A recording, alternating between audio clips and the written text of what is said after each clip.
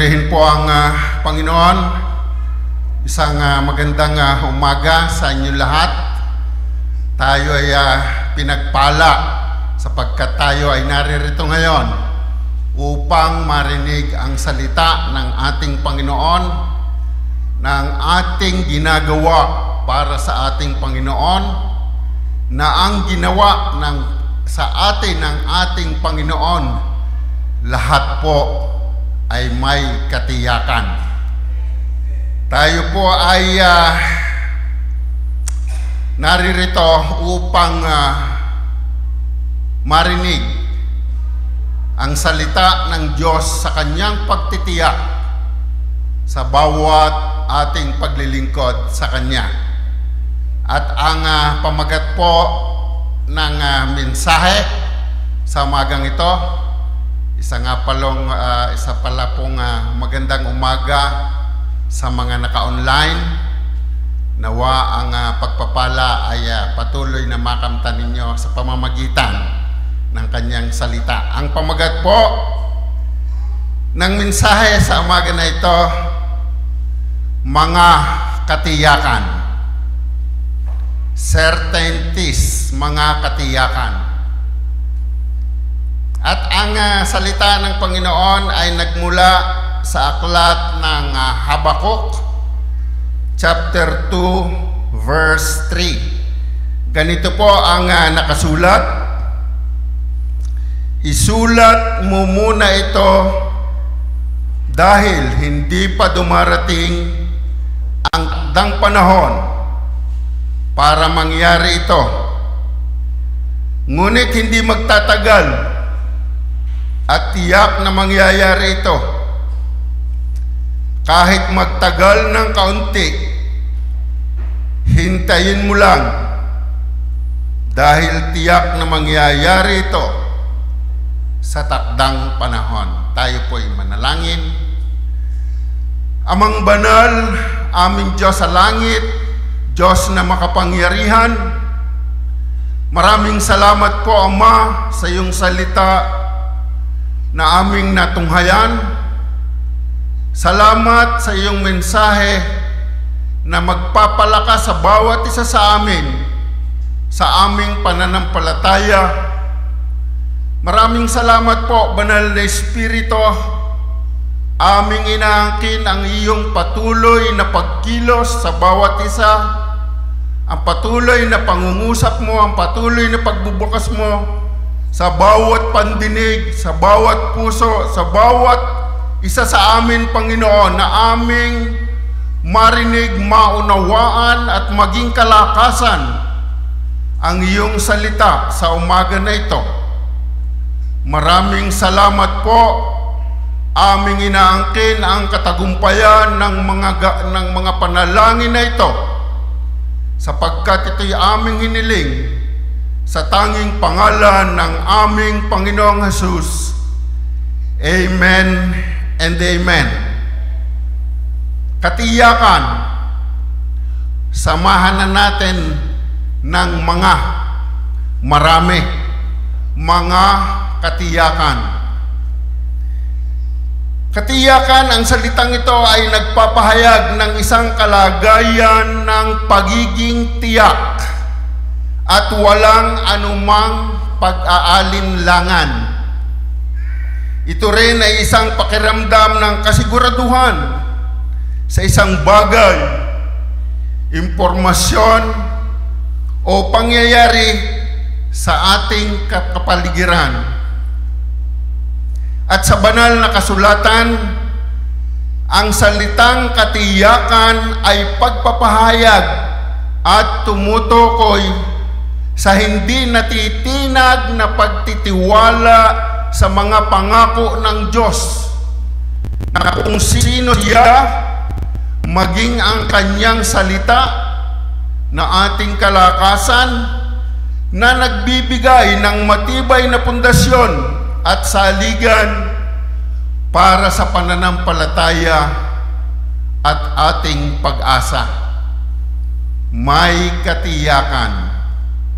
Hindi ito nakabatay sa imahinasyon ng tao, kundi sa ganap at pagiging mapagkakatiwalaan ng Diyos na siyang may kapangyarihan at ang kanyang mga plano ay totoong matutupad. Ang katiyakan ng Biblia ay naghihikayat ng matatag na paniniwala sa bawat isa sa atin upang ating makita ang tunay na katotohanan tulad ng kaligtasan, buhay na walang hanggan, at ito rin katiyakang ito ang nagbibigay ng pag-asa sa katiyakan natin bilang mga mananampalataya, bilang tayo ay mga anak niya. Purihin po ang Diyos, hindi po nasasayang ang lahat ng ating mga pagpapagal para sa Panginoon sapagkat may katiyakan ang kanyang salita at ito po ang ating tinatayuan.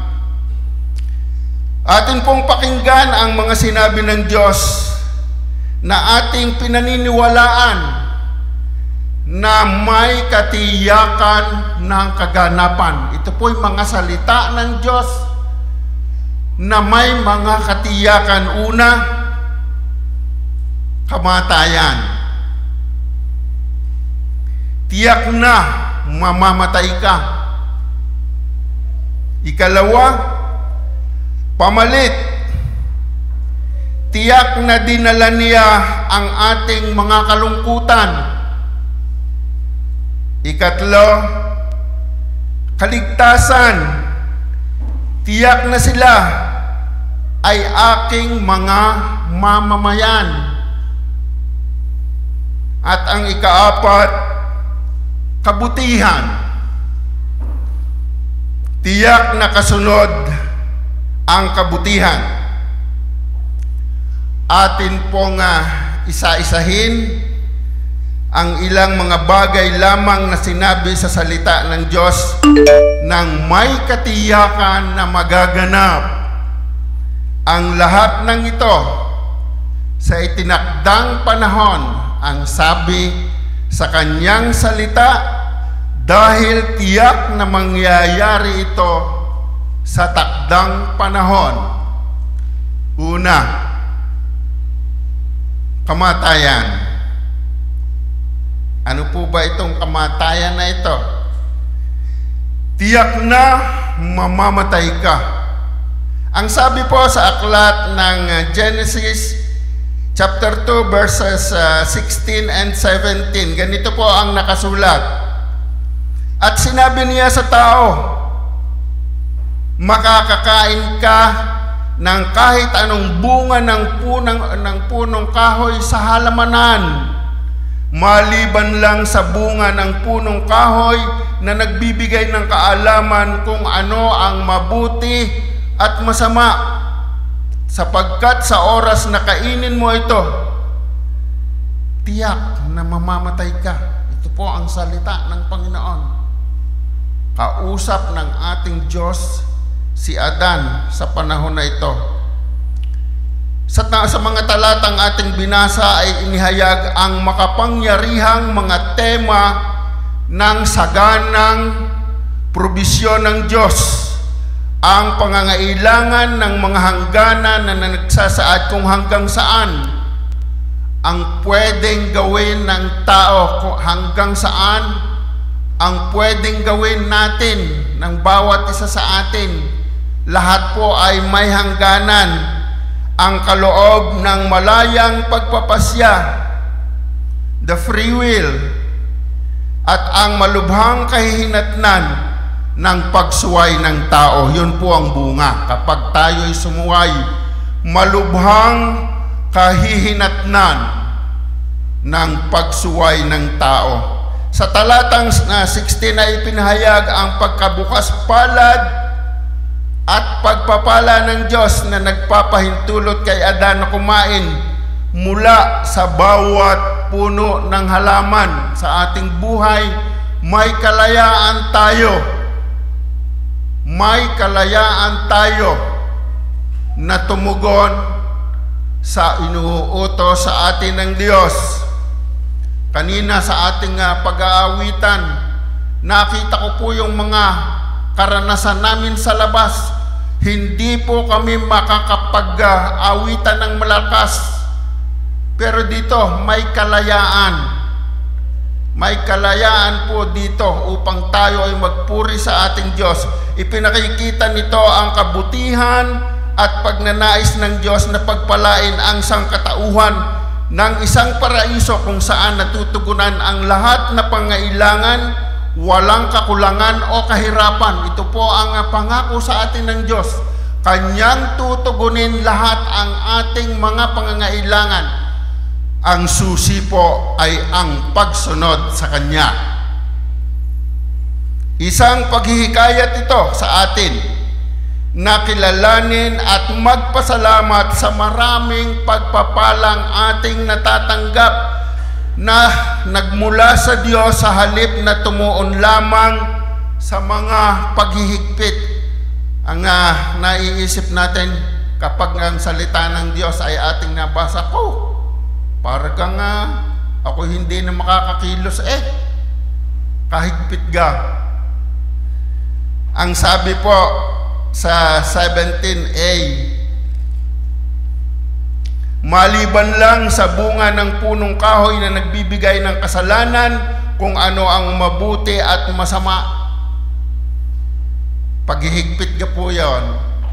Yun po isang pagpapaalala. Ang talatang 17a ay pagpapakita na ang mga hanggana ng isang regalo, hindi ito isang paghihigpit.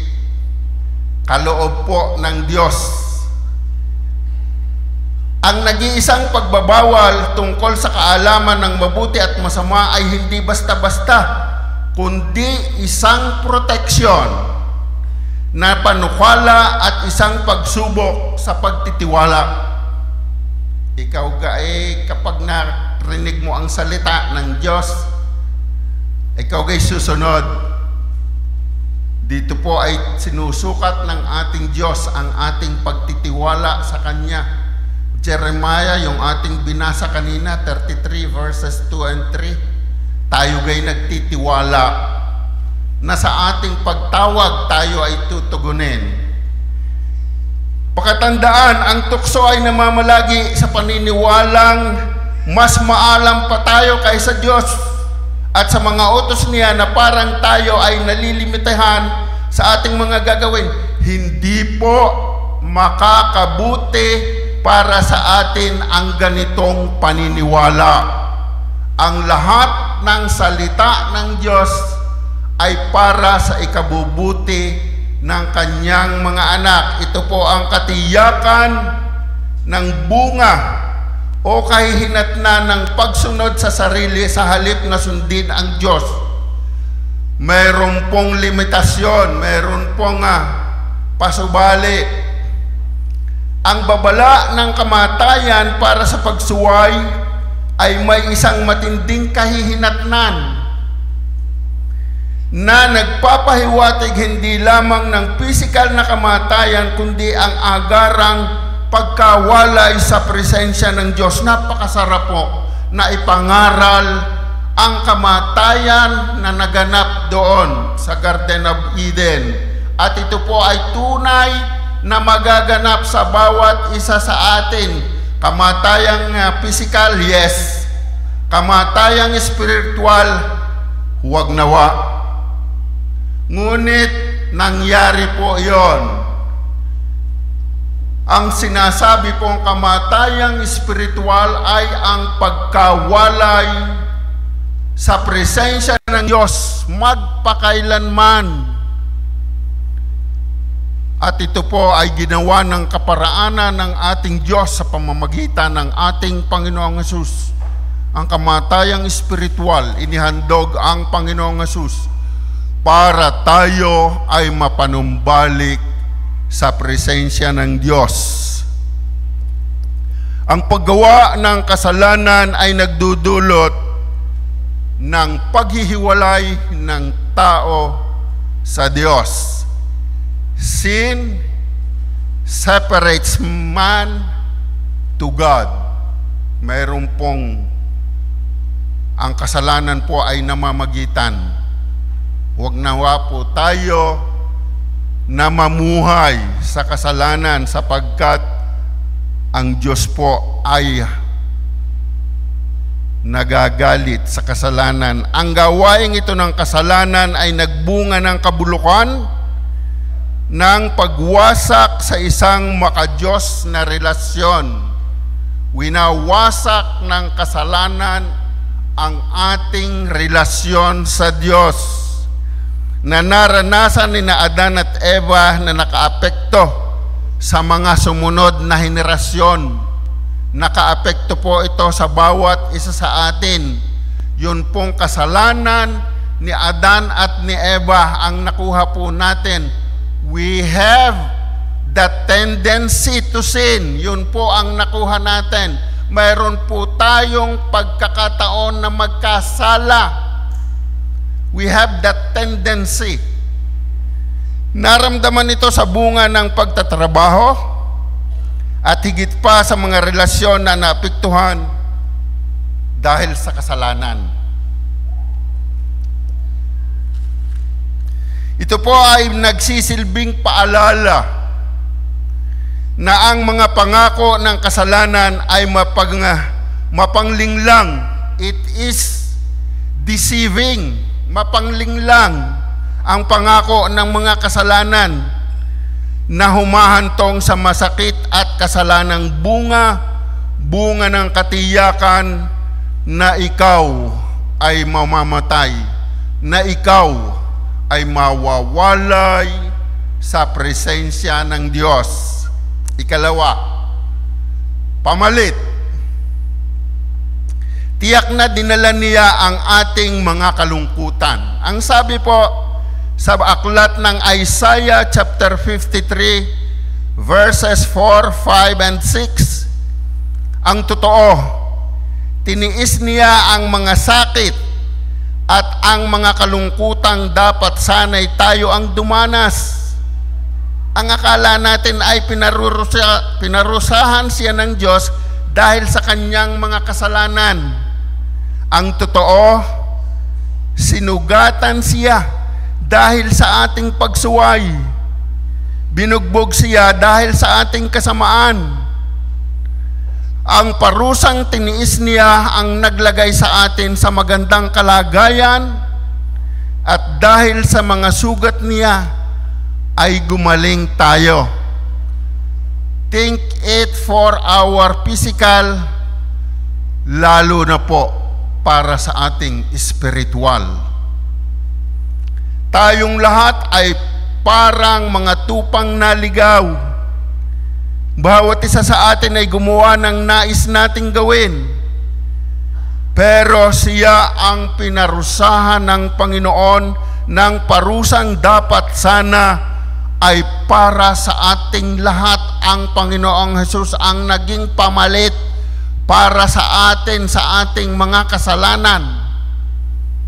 Ganon po ang ginawa ng Panginoong Hesus sa bawat isa sa atin, at ito ay may katiyakan dahil naganap ito sa ating Panginoong Hesus na siyang pumalit para sa ating kaparusahan. Ang mga talatang nabasa natin ay nakatuon sa tema ng kapalit na pagbabayad sala na nagpapakita kung paanong ang Panginoong Hesus, ang naghirap na lingkod, ay pumalit sa ating lugar sa krus upang dalhin ang ating mga kasalanan, kasama na rin pati ang ating mga kalungkutan. The totality of ourselves. Dinalang lahat ito ng ating Panginoon doon sa krus ng Kalbaryo. Ang pinakasentro ng mensahe ay ang sangkatauhan ay tulad ng naliligaw na tupa.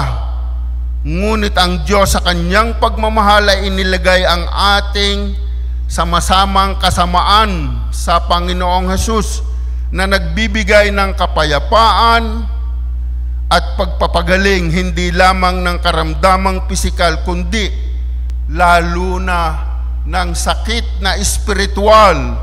Ito ay ang panunumbalik ng ating pakikipagrelasyon sa Diyos. Ginanap po ito sa pamamagitan ng pagpalit ng ating Panginoong Hesus. Unawain po nating lahat, bakit kailangang magdusa ang inosenteng tao? Bakit kailangang magdusa? Ang sulat ni Isaiah ay kapahayagan ng isang hula, isang banal. Ang Panginoong Hesus ang kapalit upang tanggapin ang pagdurusa na dapat ay sa atin. Namatay siya sa krus para sa ating kapayapaan at kagalingan. Ano po ba itong kapayapaan? We have that peace. Ibinalik po sa atin ang kapayapaan bilang tayo ay may kalayaan na makaharap sa Diyos. Tayo po ngayon ay mga kaibigan na ng Diyos na dati tayo'y mga kaaway. Pinayapa po ang ating relasyon sa pamamagitan ng kamatayan ng ating Panginoon, pati na ng kagalingan, kagalingang pisikal, kagalingang espiritual. Ang kapayapaang ito ang nagpanumbalik ng tao sa Diyos. Jesus brought back people to God. Siya po ang tunay na relihiyon. Pinapanumbalik niya tayo sa Diyos. Ito ay pagpapatawad sa ating mga kasalanan. Ito ang sakit na nagbubunga ng kamatayan ng walang hanggang pagkawalay sa piling ng Diyos. Tiyak na dinala niya ang ating mga kalungkutan. Si Jesus na tagapagligtas ay hindi nagdusa para sa kanyang kasalanan. Sa halip siya ay namatay para sa ating mga sariling kasalanan. Namatay siya para sa atin. Siya ay nasugatan dahil sa ating pagsalangsang at nadurog dahil sa ating kasamaan na dapat sana tayo ang naparusahan ng Diyos. Ito ang talagang buod ng mensahe ng dakilang pagpapalit. Ang pagtanggap ng kaparusahan na nagdulot sa atin ng kapayapaan, opo, ang kapayapaan ng tao sa harap o sa presensya ng Diyos. Ang pagbabayad salang kamatayan ng Panginoong Hesus ay tumugon sa kasalanan. Kaya nga po, napakahalaga. Ito po isang paalala. Tayo po yung mga naligtas na. Huwag na po tayong babalik pa. No turning back.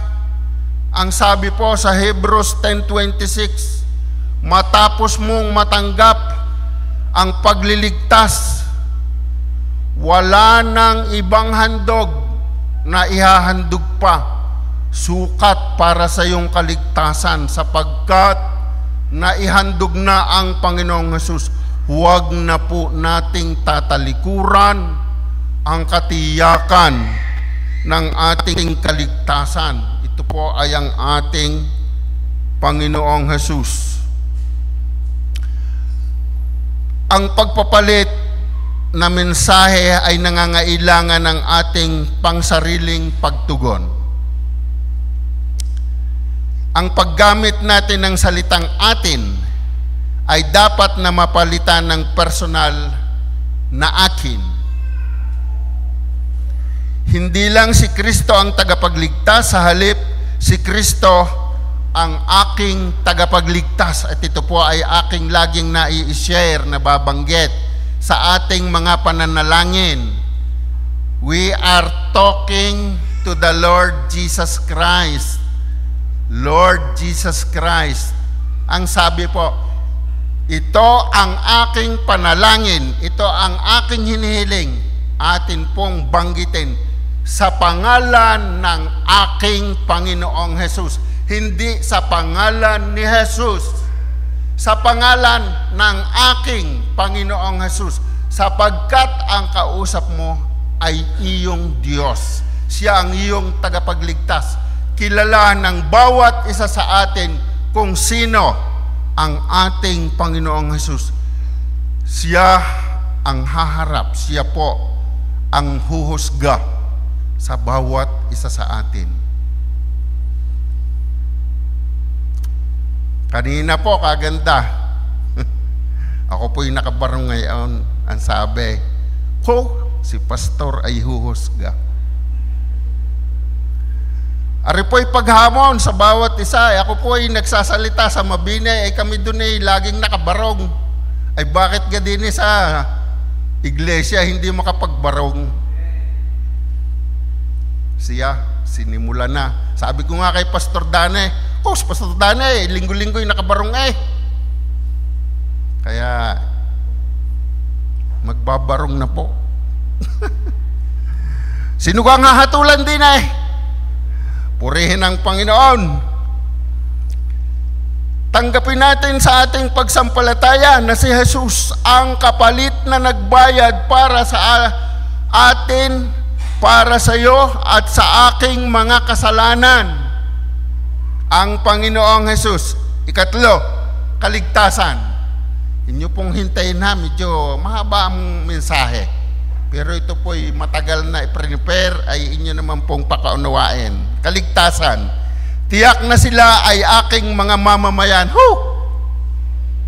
Tiyak na sila, tiyak na tayo ay kanyang mga mamamayan. Katindi noon. Sino nanood ng concert? Kahit saang concert, tayo magkakasama. Ako ang nangunguna. Dala ko ang lahat ng ticket.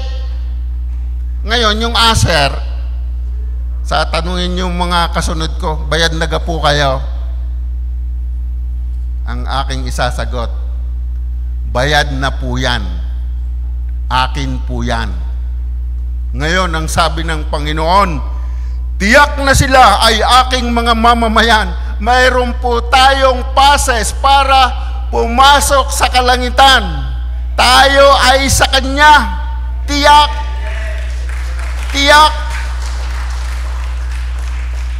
Ang sabi po sa Isaiah 63 verse 8, sinabi ng Panginoon, totoo ngang sila ang aking mga mamamayan. Sila'y mga anak kung hindi magtataksil sa akin, kung kaya iniligtas niya sila. Ang banal na Espiritu ay ibinigay sa atin bilang tatak ng ating kaligtasan. Nasa atin ang banal na Espiritu nang tanggapin natin ang ating Panginoong Jesus. Kaya nga pagpasok mo sa kalangitan, ikaw gay taga rito, abay ditingnan mo ang banal na Espiritu ay nasa akin. May katiyakan ang ating pagpunta, mga kapatid.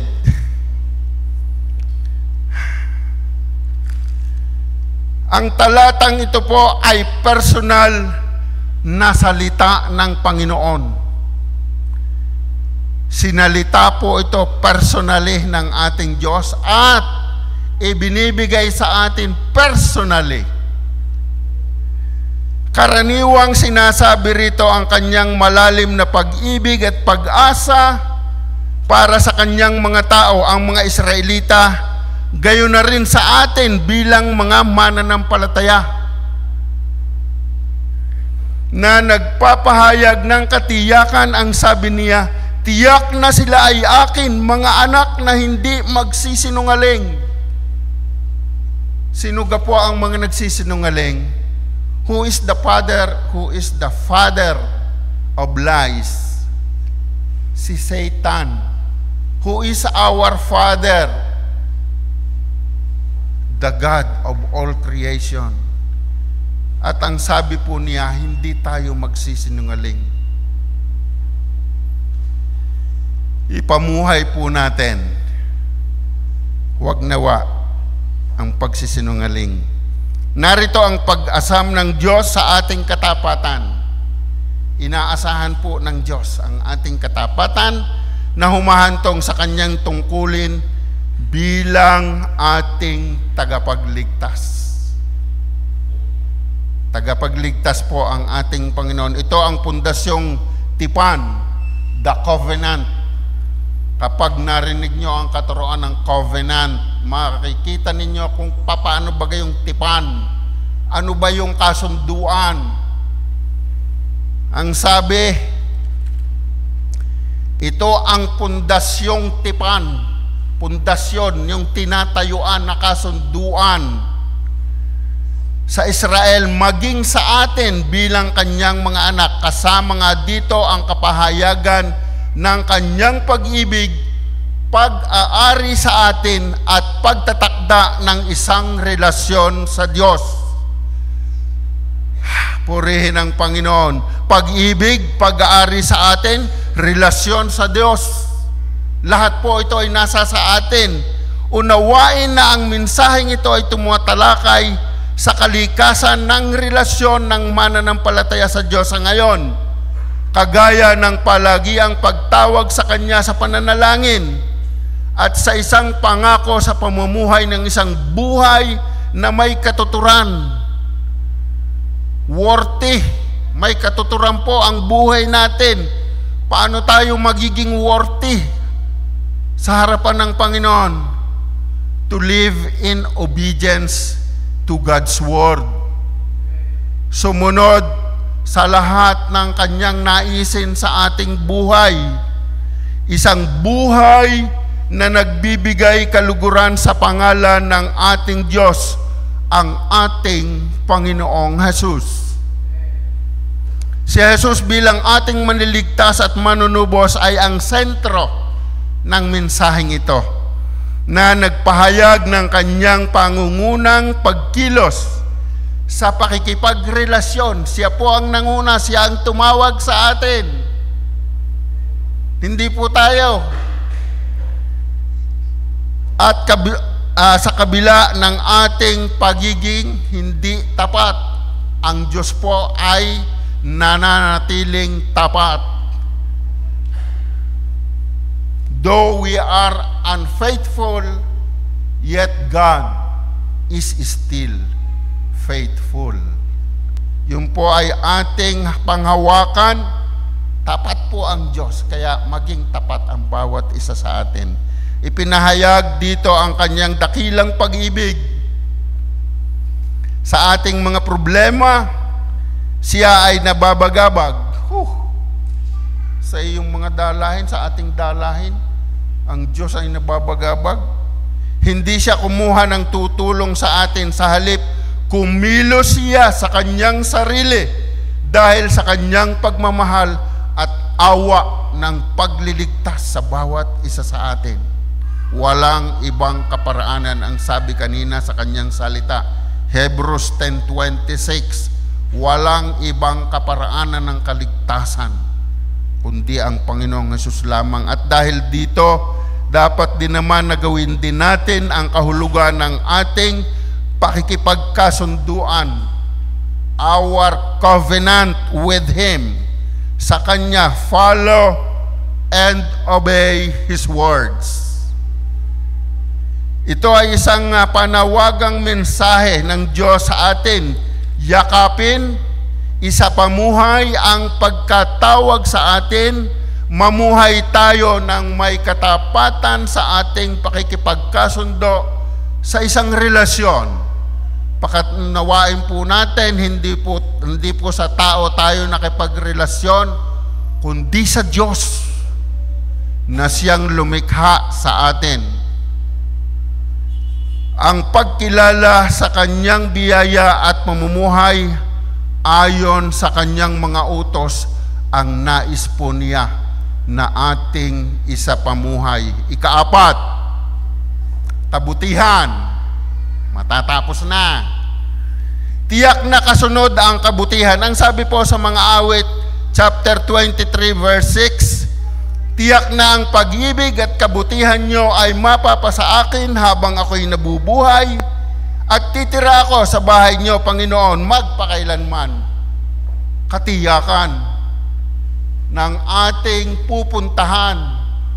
Katiyakan na sa ating buhay sa ngayon, ang pagpapala ng Diyos ay para sa atin at ito'y tiyak. Tiyak ang pagpapala ng Diyos sapagkat sinabi niya, for God say so. Sinabi niya, at naroon din ang katiyakan kung saan tayo mananahan magpasawalang hanggan. Hallelujah. Ito po ang buhay natin. Tayo ay may katiyakan. Ito ay ating inaangkin. Ito ay ating tinatayuang salita. Narito ang ating pagtiyak sa kanyang pag-ibig at kabutihan na magaganap sa atin. Ito ang katiyakan ng ating pagtira sa bahay, pagsama sa presensya ng ating Panginoon, magpasawalang hanggan. Year 2002. Nung ako po ay pumunta sa Bahrain, sa una kong company, ay doon po ako tumira sa opisina. 7 months ako sa opisina. Nag-iisa po ako ron. At sa aking paghanap sa presensya ng Panginoon, ang akin pong binubuksan ay yung God's TV. God's TV. Marami pong mga palabas doon. At ako nagkaroon ng pagkakataon na maghanap doon sa Bahrain. Ang pastor sa Qatar ay nag-send sa akin ng number ng pastor doon sa Bahrain. Kaya po ako'y nakita ko ang bahay-sambahan sa Bahrain. Sa akin pong pag-iisa doon sa opisina, ito pong Psalms 23 verse 6. Ito po ang napakatindi ng mensahe para sa akin. Ang sabi ko nga doon sa aking diary, meron po akong diary. Nawa sa aking kamatayan, sa aking lapida, ito ang makikitang nakasulat. Surely goodness and mercy shall follow me all the days of my life, and I will dwell in the house of the Lord forever. Totoo, makikita, mababasa ninyo doon sa lapida, nariyan ang aking katawan, ngunit ang aking espiritu. Surely, katotohanan, ako'y nasa piling na ng Diyos. Kaya po, ito ang katiyakan ng ating buhay. Hindi po tayo by chance, no.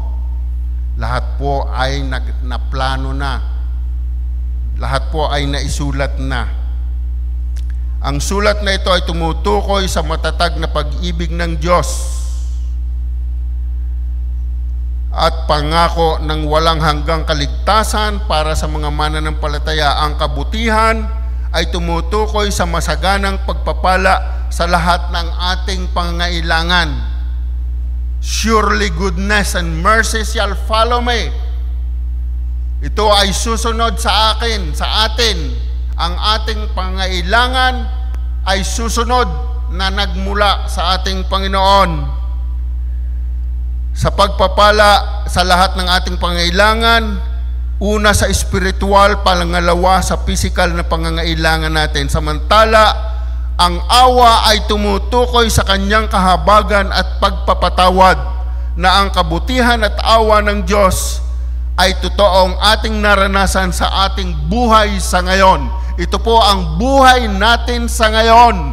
Punong-puno tayo ng pagpapala. Tayo ba'y nakakaranas ng pagpapala? Can we shout amen? Tayo yung lahat ay pinagpala ng Diyos.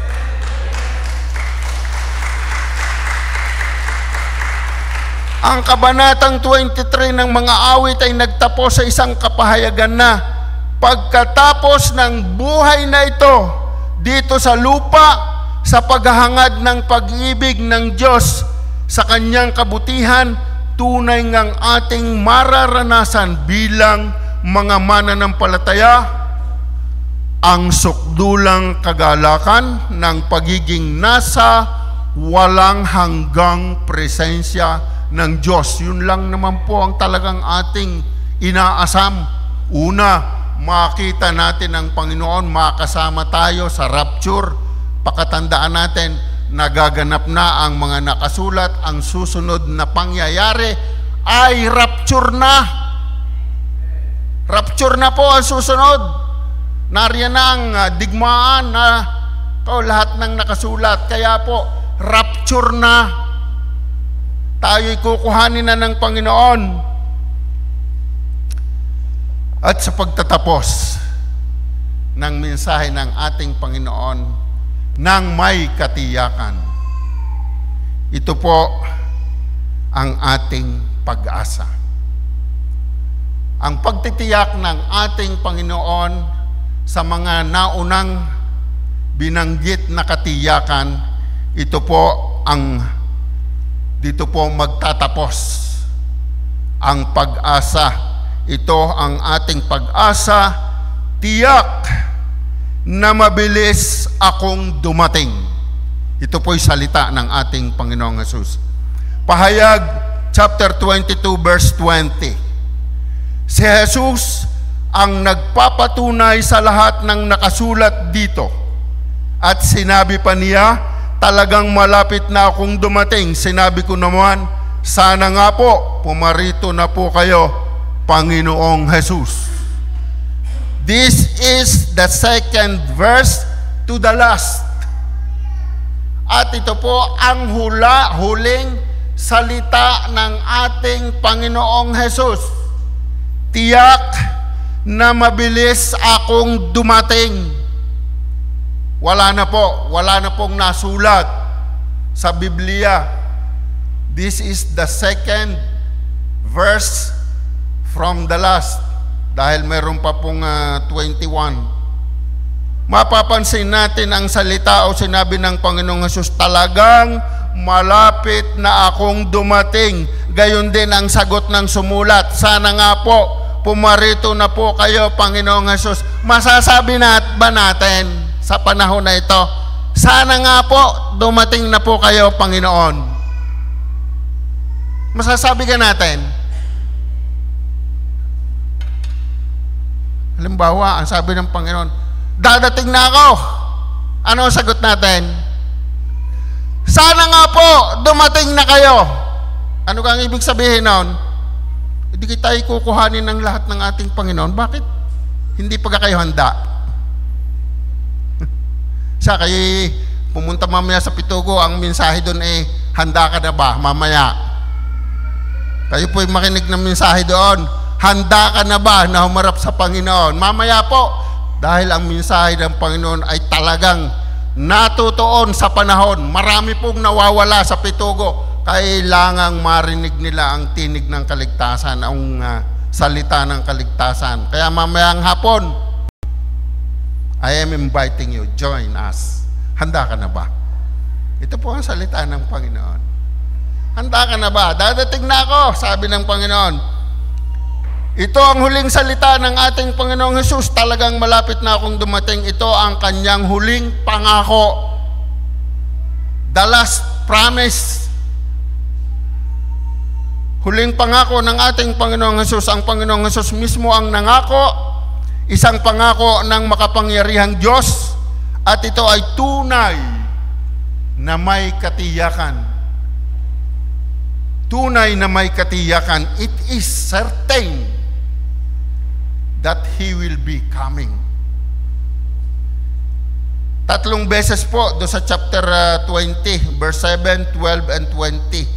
3 beses niyang inulit ang kanyang pangako, malapit na akong dumating, na nagpapakita ng katiyakan at kahalagahan ng kanyang pangakong pagdating. Ang bawat nakasulat sa kanyang unang pagdating ay literal na natupad. Kaya nga ganoon din ang nagaganap na pangako ng pagbabalik niya na may katiyakan. Ang katiyakang ito ay pinapalitan ang takot ng pananabik para sa atin na nagtiwala sa Kanya. Na sa katiyakang ito, because it is certain, matapat ang ating tugon. Amen. Halina, Panginoong Jesus. Amen. Come, Lord Jesus. Kaya nga, dahil sa mga katiyakang ito, tiyak na mamamatay ka, tiyak na dinala niya ang ating kalungkutan, tiyak na sila ay aking mga mamamayan, tiyak na kasunod ang kabutihan, ay tiniyak niya sa kanyang huling salita na isang pangako, tiyak na mabilis akong dumating. Mga kapatid sa Panginoong Jesus, magpakatatag tayo, ang sabi sa Hebrews 10:23, magpakatatag tayo sa pag-asa natin at huwag tayong mag-alinlangan dahil tapat ang Diyos na nangako sa atin. Tiyak pong magaganap ang lahat na nakasulat sa kanyang salita. Tayo po'y manalangin. Amang banal, maraming salamat sa iyong salita. Maraming salamat na kami ay napalakas lalo ang aming pananampalataya sa iyong salita ng may katiyakan. Katiyakan na kami ay sa iyo. Katiyakan na sa kaaming huling hininga, ikaw ang aming makakasama. Katiyakan na ang aming kaligtasan. Tiyak, Panginoon, kami ay totoong mamamayan ng kalangitan. Tiyak ang katotohanan na kami ang tungo ay sa piling mo at makakapiling ka magpasawalang hanggan. Maraming salamat sa mga katiyakang ito at ito ang nagpapatibay sa amin lalo upang harapin namin kung anuman ang aming nararanasan sa buhay, sapagkat naroon din ang katiyakan sa mga kaganapan dito sa buhay sa lupa, may katapusan.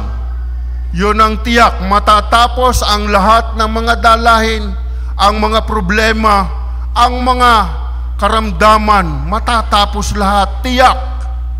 At ito ang aming pag-asa, tiyak na kami ay iyong makakasama.